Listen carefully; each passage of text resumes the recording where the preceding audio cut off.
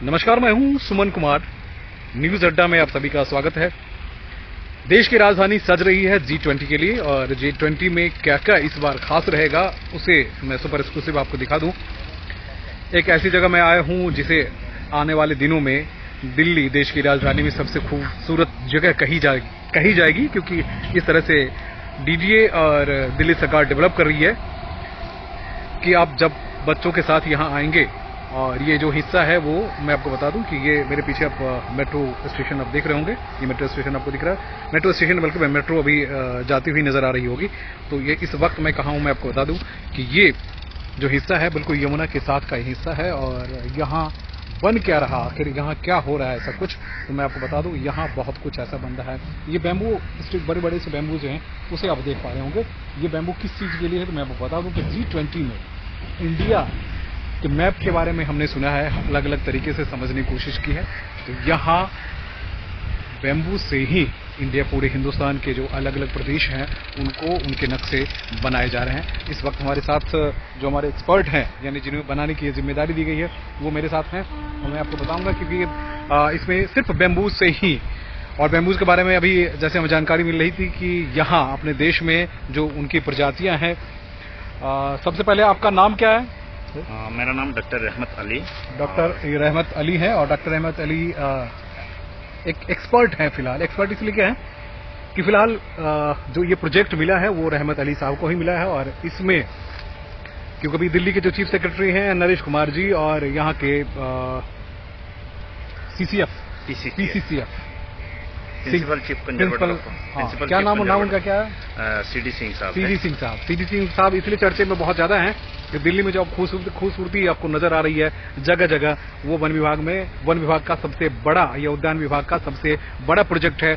और सबसे ज्यादा अगर कोई काम कर रहा है तो वो वन विभाग के और पर्यावरण विभाग के कर्मचारी ही कर रहे हैं। कि सड़कों पे जगह जगह आपको जरूर अभी सड़क पे खड़े नजर आएंगे, क्योंकि अभी जो देश की राजधानी की जो टेम्परेचर है वो टेम्परेचर तकरीबन 40 के आसपास है। और ह्यूमिडिटी आप समझ ही रहे हैं, मेरी शर्ट को आप देख पा रहे होंगे, गीली शर्ट हो गई है। रहमत जी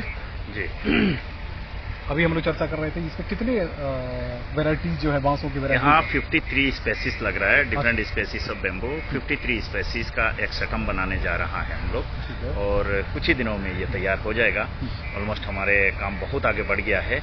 और आप तो देखे होंगे यहाँ काफी सारे बैम्बू का स्पेसीज यही मैं आपको इंट्रोड्यूस कराता हूँ बैम्बू का। बिल्कुल, क्योंकि स्पेसीज के बारे में लोग जानते नहीं कि बिल्कुल ये क्या होता क्या है, कैसे होता है। ये जो बैम्बू है ये डेंड्रोक्लेमा जाइगेंशियस है। अच्छा, जो वर्ल्ड का सेकंड लार्जेस्ट बैम्बू है। ये फर्स्ट इसकी हाइट कितनी होती है? इसका हाइट 80 फीट तक जाएगा। अच्छा, 80 फीट तक जाएगा? 80 फीट तक जाएंगे। और उनमें एक बैम्बू है डेंड्रोक्लेमास सिकिमेनासिस, वो वर्ल्ड का सबसे लार्जेस्ट बैम्बू है।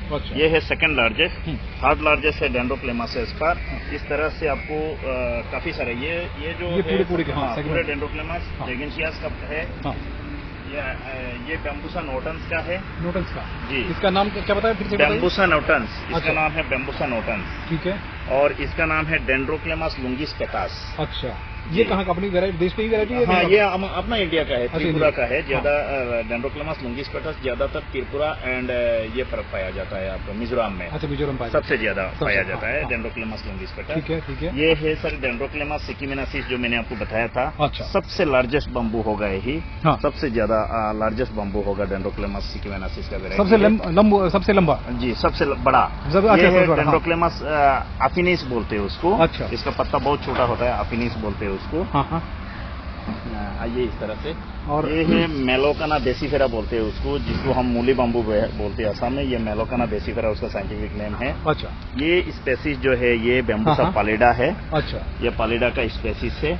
ये है आपका क्लाइंबर बैम्बू, जो क्लाइंबिंग होता है। ये है डाइनोक्लोआ। इसकी खासियत क्या है? इसकी खासियत क्यों? कभी हम खासियत ये ब्लैक क्लाइंबर बैम्बू है। डाइनोक्लोआ कॉम्पैक्टिफ्लोरा उसका नाम है। इसमें क्लाइंबर बैम्बू की काफी सारे प्रजाति है। हम लोग यहाँ लाए हैं डाइनोक्लोआ जापोनिका, डाइनोक्लोआ कॉम्पैक्टिफ्लोरा, डाइनोक्लोआ अंडमानिका। ये 3 स्पेसीज क्लाइंबर रहेगा यहाँ। अच्छा, 53 में। ये कहाँ लगाएंगे? किस प्रदेश के लिए?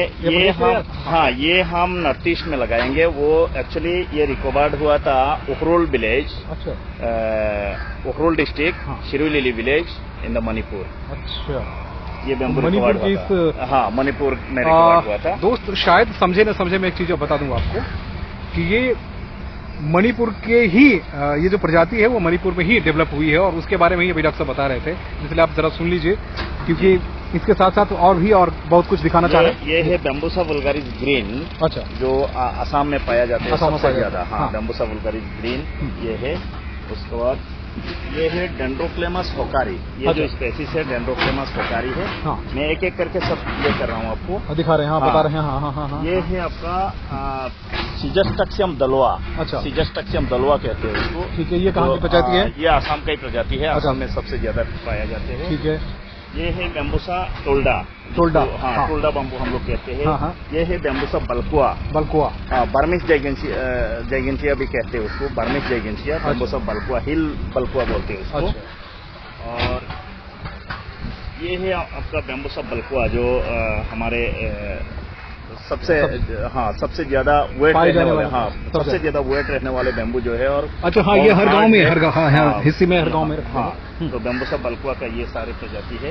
इनमें ऐसे डिफरेंट स्पेसीज भी रखा है। हाँ, वो सारे आपने रखा है। सारे रखा है सभी। अच्छा, एक चीज जो सबसे मित्रों आपके लिए जो इंटरेस्टिंग पॉइंट है मैं बता दूं कि जितने स्टेट्स हैं उनके यहाँ, यानी उस स्टेट के अलग अलग जो वेराइटीज है उस पर ज्यादा फोकस किया है इन्होंने, और वहाँ के कितनी की देखिए, यहाँ स्पेस तो काफी कम है। जी, बिल्कुल कम है। हाँ। हम लोग इंडिया में 121-128 स्पेसीज का बैम्बू पाया जाते हैं ऑल ओवर इंडिया में। हाँ। उनमें से 75 different bamboo species recovered in Arunachal Pradesh, 35 bamboo species recovered in Manipur, 10 bamboo species recovered in Meghalaya, 15 bamboo species recovered in Sikkim. इस तरह से हर स्टेट में बैम्बू जो रिकवर्ड हुआ है, जिसका नेटिव है, but some species are adopted.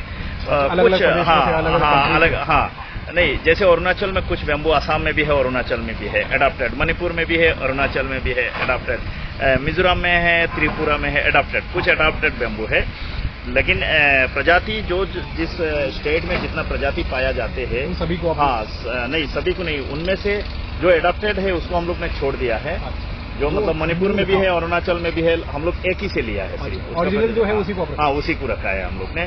तो यहाँ जगह बहुत स्पेस कम है, और हम लोग इंडिया का नक्शा एक्चुअली हमारे है, ये हमारे पीएम साहब का जो ये था सपना जो था कि 75 साल जो आजादी का 75 अमृत महोत्सव जो है, अमृत महोत्सव का ये पर हम लोग रखते हुए, मद्देनजर रखते हुए हम लोग ये करना था 75 प्लांट, 75 स्पेसीज, 75 प्लांट। आजादी का 75 साल में इंडिया का पूरा नक्शा में 75 प्रजाति के 75, हर प्रजाति के 75 बैम्बू लगने वाले थे। तो यहाँ हमारे स्पेस कम है, इंडिया का मैप बैठ नहीं रहा है, जिसके कारण हमने उसको 50 कर दिया है। हाँ, 53 प्रजाति करके हम लोग ने रखा है इसको। तो ये एक बहुत अच्छा ये है। और दूसरा है कि वो कैपिटल में हो रहा है, राजधानी में हो रहा है, इंडिया का कैपिटल में हो रहा है, जिसमें जार्म प्लाजम भी हो गया कैपिटल के पास। जार्म प्लाजम सबसे बड़ा ये है जार्म प्लाजम। तीसरा हो गया कि यहाँ एक एजुकेशन मिलेगा। आज बैम्बू फ्यूचर टिम्बर है। दूसरी बात है बैम्बू से आज एक चीज मैं और आपको बता दूं कि अभी कुछ पहले ही जानकारी दी इन्होंने कि लगभग 50,000 करोड़ का पूरे सालाना इस पे कमाई का एक बड़ा 50,000 नहीं सर, 50 लाख करोड़ 50 लाख करोड़ का ये मार्केट है। और बैम्बू को हम लोग बहुत आसानी समझ लेते हैं, ऐसा कुछ भी नहीं है, लेकिन हमारे घर में जो खासकर किसान हैं, अलग अलग प्रदेशों में गांव में रहने वाले लोग हैं, हर व्यक्ति जानता है कि बांस की वैल्यू क्या है। हर चीज में जब हम कहते हैं ना, जीते लकड़ी मरते लकड़ी, देख तमाशा लकड़ी का, तो वो लकड़ी जो है, बांस ही एक महत्वपूर्ण लकड़ी भी है, घास भी है, और एक कमाई का जरिया भी है। क्योंकि सबसे आसान किस्तों में या आसान भाषा में बात करें तो 1 साल में या 6 महीने में एक बैम्बू जो है वो, बिल्कुल आपका एक बैम्बू से आप 1 लाख रुपया भी कमा सकते हैं। 1 लाख रुपये, हाँ, 1 बैम्बू 1 लाख रुपये कमा सकते हैं। Bamboo is green gold. सोने के बाद बैम्बू को माना जाता है ग्रीन गोल्ड में माना जाता है। तो हम लोग कहीं पीछे रहे कि इसको बिल्कुल हम लोग बहुत पीछे हैं। आज आप चाइना में जाइए, चाइना इतना डेवलप किया है उसको, थाईलैंड में जाइए, बैम्बू का इतना हैंडीक्राफ्ट तैयार किया है, बैम्बू से टाइल्स बन रहा है, दरवाजा हमारे इंडिया में बन रहा है। आज के डेट में बहुत आगे है, हम लोग भी बहुत आगे है। सब मोदी जी है, नरेंद्र मोदी जी की सरकार आने के बाद उसको इतना डेवलप किया है, इतना फोकस किया है, इन सब इतना छोटी लेवल पे आज इतना गांव में इतना ये जा रहा है, उसका रेवेन्यू जनरेट हो रहा है, जो ये आम आदमी भी पता चल गया है कि हम लोग कुछ डेवलप किया है। ये सरकार के सारे स्पेसीज जो आपने जहाँ से लेके कहाँ से ये पूरा इंडिया से हम लोग कलेक्ट करके हमारे एक इंस्टीट्यूट है, इंस्टीट्यूट है, वो रिसर्च सेंटर है, north east biodiversity conservation and research centre. Actually मैं Guinness book of world record में भी मेरा नाम है। ओह ग्रेट जी, और काफ़ी सारे नेशनल एंड स्टेट मीडिया हमें कवरेज करते रहते हैं हमेशा। मैं इंडिया में सबसे ज़्यादा बेम्बू को साइंटिफिकली पहचानता हूँ। और दूसरा ये है, मैं डिफरेंट नॉट ओनली बेम्बू, मैं फॉरेस्ट्री का सबसे ज़्यादा बेम्बू एंड ऑर्किड हमारे पास असम में पाया जाता है। सबसे ज़्यादा इंडिया का नहीं बल्कि एशिया का सबसे ज़्यादा स्पेसीज हमारे पास आज की डेट में जार्मोप्लाज्म मौजूद है। ग्रेट, इतनी जानकारियाँ मैंने आपको दे दी हैं और 2-4 दिन में जब ये बन के तैयार होगा तो मैं, मेरे साथ धनंजय हैं और ये खुद ही जर्नलिस्ट है, तो मैं आपको बता दूँ ये जितनी आपको ये जो झंडे लगे हुए हैं वो वही अपने भारत का नक्शा है। और वो नक्शा क्योंकि वो इसमें डेवलप होने में सिर्फ 2 दिन का वक्त लगेगा। और ये साथ में आप प्रोसेस देख रहे होंगे, ये गड्ढे खोदे जा रहे हैं क्योंकि इसी में बेम्बू का वो जो स्टिक है उसे लगाना है। और पूरी तरह से कन्याकुमारी से कश्मीर तक आगे का जो हिस्सा होगा वो कश्मीर का हिस्सा होगा। और वहाँ जहाँ ट्रैक्टर देख पा रहे होंगे सिर्फ लास्ट में, वो कश्मीर का हिस्सा है। और लगभग यहाँ जो है खुदाई हो चुकी है और इसे सिर्फ 2 से 3 दिन का वक्त इसमें लगेगा बन के तैयार होने में। और जब तैयार होगा खूबसूरत इसलिए होगा कि जो भी बहुत मेहनत से ऑफिसर जो है बना रहे हैं, चीफ सेक्रेटरी नरेश कुमार जी को और यहाँ के एलजी को भी धन्यवाद। और कुछ टीम को धन्यवाद। जो हमारे विदेशी मेहमान आए हैं वो जब ये सब चीज़ें देखेंगे तो वाकई खुश होंगे। और देश के प्रधानमंत्री की सोच के भी वो चर्चा कर रहे थे कि उन्होंने कहा कि इतनी सारी अच्छी बातें हैं शायद हम समझ नहीं पाते हैं, लेकिन हम समझ कर पाते हैं जब बातें बहुत आगे निकल जाती है। तो G20 में हमारे मेहमान नवाजी के लिए जो तैयार की जा रहे हैं, यानी हर चीज़ खूबसूरती के साथ दिखाने की कोशिश हो रही है, उसमें एक नायाब तोहफा जो है वो ये बन के तैयार है।